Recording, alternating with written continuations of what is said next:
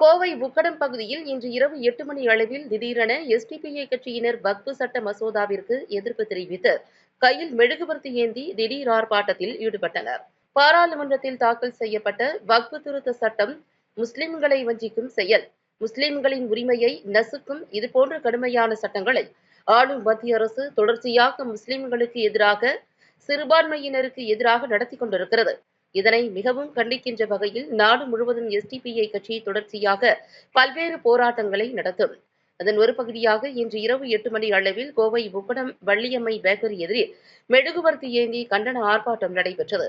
இந்த ஆர்ப்பாட்டத்தில் பெண்கள் உள்பட 300க்கும் மேற்பட்ட எஸ்டிபிஐ கட்சி நிர்வாகிகள் கலந்து கொண்டு கையில் மெழுகுவர்த்தி ஏந்தி கண்டன கோஷங்களை எழுப்பினர்.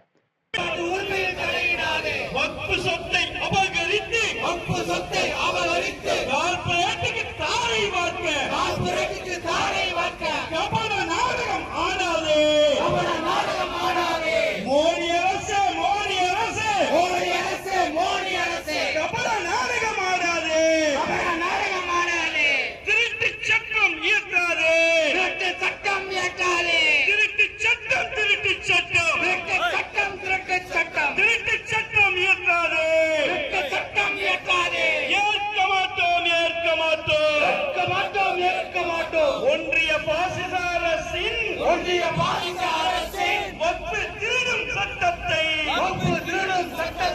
ஒருபோதும் ஏற்க மாட்டோம். வக்பு திருடும் சட்டத்தை